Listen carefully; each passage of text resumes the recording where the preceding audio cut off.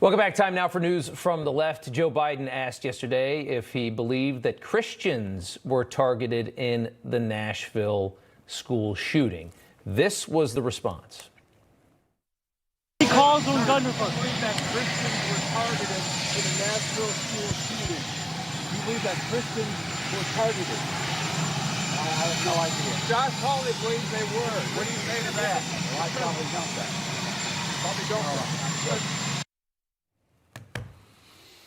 If it was any other group, Biden would have already been on a plane there to exploit it for political gain. But of course, he doesn't get much traction when something happens to Christians in this country, of course. And then he laughs about it, you know, at kind of a sensitive moment. The moment that the reporter mentions Josh Hawley, Biden laughing at a school shooting immediately has to disagree with him because it has to do with Josh Hawley for some reason, even though Josh Hawley is basically saying that the sky is blue.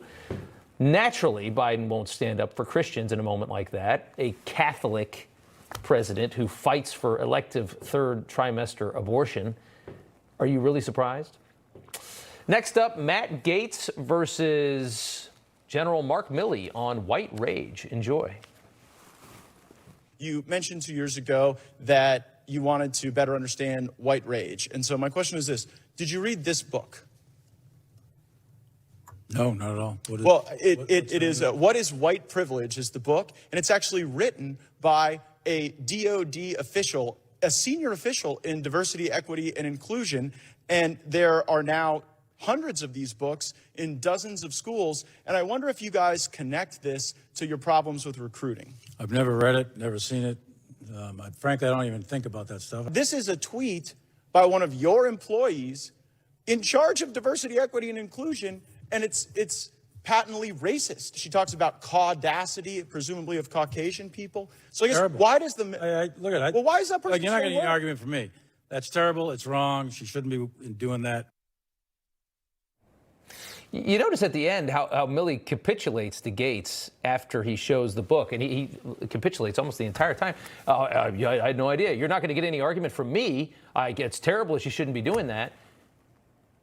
I don't really understand what exactly happened there, because this is the man that's been overseeing all of this insanity happening to the military in the past few years. He hasn't really had much of a problem with it because he hasn't done anything to stop it. But he gets in front of Republicans in Congress and says, oh, you're right, and then acts like he didn't know any of it was happening. Is he not watching any news whatsoever? Is he completely in the dark? Is he not on social media of any kind? Does he just go home and read military journals all night? I'm not sure. Or is he just duplicitous? Does he just say what he has to say no matter who he's talking to? Which would make a lot more sense as somebody that's had that position under administrations of both parties. Next up, Katie Hobbs, press secretary, has resigned after tweeting out this meme just hours after trans shooter Audrey Hale opened fire at the Covenant School in Nashville, killing 3 kids, 3 adults, with the words, "Us when we see transphobes." Now, this is the press secretary. That's the tweet from Jocelyn Berry, who up until today worked as a Democrat, as a spokeswoman for the Democrat Arizona governor, one of the least equipped governors we've ever seen. Astonishing she even won that election. After backlash, the press person deleted it and set her profile to private on Twitter. I'm not sure how anybody could get a job at that level and be so stupid as to tweet something like that out right after a school shooting by a trans person that was clearly motivated by their perceived anti-trans agenda.